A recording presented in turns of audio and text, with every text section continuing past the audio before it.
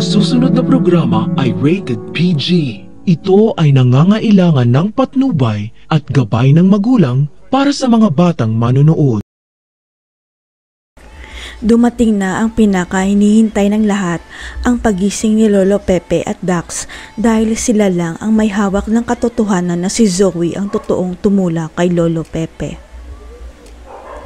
Ang tanging panalangin pa ni Zoe na sana magkaroon ng amnesia ang dalawa sa pagising nila, pero nagkamali siya dahil malalantad na ang pinakatago-tago niyang sikreto.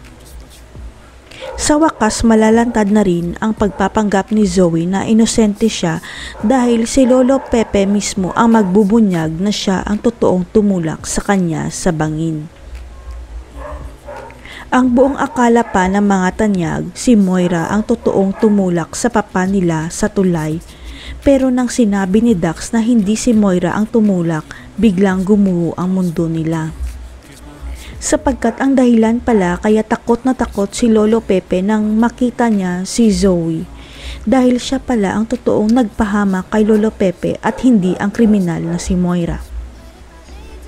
Hindi makapaniwala si Giselle at Doc RJ na mas malala pa pala si Zoe kay Moira dahil nagawa nitong itulak si Lolo Pepe sa tulay para wag lang mabuking ang sikreto nila. Totoo ngang anak ni Moira si Zoe dahil may dugo itong kriminal dahil gusto niyang ipatumba si Dax para wag nito ilantad ang tinatago nilang krimen ni Moira. Sunod-sunod na ang karma kay Zoe at Moira dahil wala nang tutulong pa sa kanila, lalo na at may problema rin si Doc Carlos dahil biglang nagpakita ang tunay niyang asawa. Gumuho naman ang mundo ni Annalyn nang malaman niyang si Zoe pala ang totoong tumulak kay Lolo Pepe para wag lang malantad na hindi siya tunay na tanyag. Hindi makapaniwala si Annalyn na nagtiwala siya sa sinabi ni Zoe na inosente ito, pero ang totoo kasabwat pala siya ni Moira at siya pala ang naghulog kay Lolo Pepe sa tulay.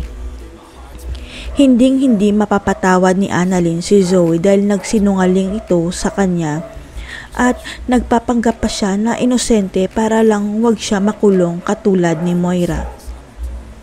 Dahil sa paglantad ng katotohanan, hindi matanggap ni Zoe na bistado na siya, lalo na at nang itakul siya ni Doc RJ at Annalyn dahil hindi naman pala siya totoong tanyag.